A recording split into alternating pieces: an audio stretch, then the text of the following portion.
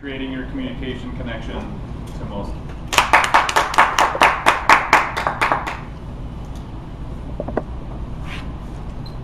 Well, you may have come here with good intentions, thinking you wanted to become and develop your speaking skills, build your speaking skills, but at some point, maybe you know it's about this, Sean, that you kind of fall out of it, right? You kind of fall out of it and you think, hey, my communication skills are okay. I mean, I basically know what's going on. If I'm in some sort of a meeting, I know how to handle a meeting, and if somebody asks me a question I didn't expect, then it's off the cuff and I can kind of do that. So my communication's okay. Do I really need to create a communication connection? Do I really need to build these communication skills at all? And I get it, I really do, because I used to think the same thing. At work, I thought, my communication skills are okay. Got no problems. Sure, I mean, every now and then you got to do a meeting, maybe you got to do a little off-the-cuff thing, but basically my communication's okay. There's no issue here. And then, one day I discovered that my communication skills weren't okay. It almost cost me my job. Now, I'm now a professional speech coach. That's my night job. My day job is a professional secretary. I've been doing that for years. And way back when I first started out, many, many years ago, had a guy at my desk, Ted. Now, Ted was a tall guy, had brown hair. He was kind of a director type, a real kind of guy, just a shut up and do it kind of guy. Anybody know anybody like that? Anybody like that? Right? Maybe you are something like that. But he was kind of the way he was, a bottom line director type sort of guy. And the thing about Ted was he would fly to New York City every week. And he'd always book his travel at the last moment. A lot of things going on, probably he was calling Australia or something like that. A lot of stuff going on. I didn't book the last moment. The problem was he'd always want to stay at the most popular hotel in New York City. Now, son, you've been in New York City, right? And you did back up last time. It's big, right? New York City is big. Yeah, if you haven't been to New York City, it's just wall-to-wall people, downtown Manhattan, people everywhere. If you don't book the popular hotels for weeks, months, sometimes years in advance, you're not getting it. So I'd call up Travel. I'd say, Travel, Ted wants to stay at X Hotel. I said, sir, X Hotel's booked up for weeks. I said, okay, Travel, what else you got? Ted didn't get his hotels. Didn't get his hotel that week, or the next week, or the following week. In fact, there wasn't any week that Ted wasn't getting in his hotels. And I know what you're thinking. You're thinking that Ted, that's a problem there. Your boss that you're supporting to is not getting the hotels he wants. That's a big issue. And I knew that. And that's why I had thought through my head exactly what I was going to say when I talked to Ted. I thought, well, maybe I'd say this. Maybe I'd say that. I had all sorts of great ideas in my head exactly what I was going to say when Ted and I had that discussion. We're trying to have it sometime.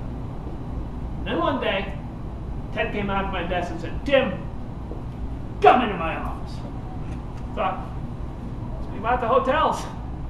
I went into Ted's office, sat down in the chair in front of his desk. Then Ted went around the big desk, sat down in his big chair and said, Tim, why aren't you booking my hotels? And my thoughts just flew right out of my head. When that happened, in a high pressure situation, something you don't know what to say, you know what's going on, just all those thoughts you had so carefully thought it was completely gone.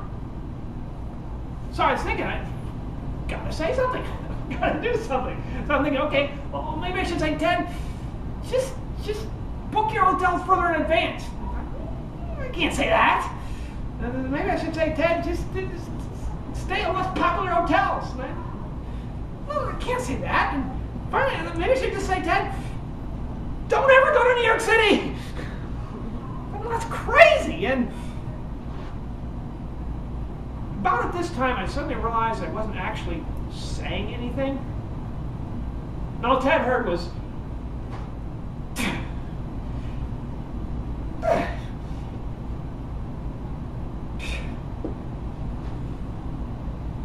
and finally, I just gave up and I just said really quickly, Ted, I'll book your hotels when they're available. And I jumped up and almost ran out of that room. later, as I was sitting at my desk, I thought, maybe Ted got the point. Maybe he understood. Now that he needs to tell me how to book things, more in advance. And the next week came, and Ted gave his hotels at the last moment, and he didn't get his hotels. This time it was a hotel I'd never heard about before. Said, travel, Ted wants to stay at X Hotels. And, sir, X Hotels booked up for months. Okay, travel, what else you got? And that happened again for weeks and weeks and weeks. And I just gave up. And then one day the phone rang. Got a headset phone, so I put on the headset. It was Julianne. Now Julianne is a supervisor in charge of all the secretaries in my division. I said, Tim, it's Julianne. Why aren't you booking Ted's hotels? Well, I would book his hotels. It's just that he doesn't tell me in advance what's going on, and I don't know what's happening, and I just can't get this whole thing all straightened out. Says, Tim, have you talked to Ted about the problem? Well, we did have kind of a discussion about the issue, and we're kind of figuring out exactly what to go with it and how to do it, and we're still working out the details. Tim, you have a serious communication problem. There's a Toastmasters club starting up. It's supposed to make people a better communicator. I strongly suggest you go to it. Tim, we will talk about this later. It's my introduction to Toastmasters International. You know how you learn more when you're strongly motivated? I was strongly motivated. My job was on. But I made some friends. Got some help from mentors.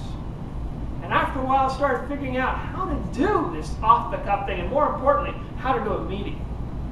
And then finally, Ted and I had that meeting we should have had at the very beginning. Ted started getting his hotels. Now today, I work at Deloitte. I've been working there for years. And every now and then I get a kudos, good job, congratulations, and sort of thing happens. I think back to Toastmasters, where it all started.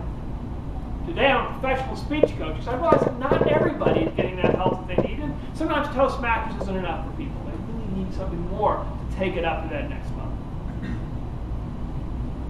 But the thing I've learned about this entire experience, really gotten through, is that by the time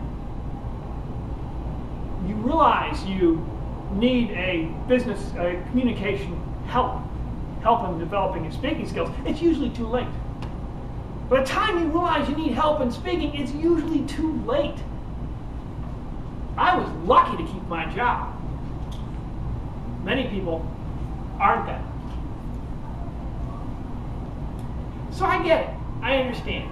There's that concern about, is it really for me? Should I really be doing this? Is maybe something else I should be working on? And I get it. It's hard to get motivated or hard to get worked on anything. Really, why do I need this?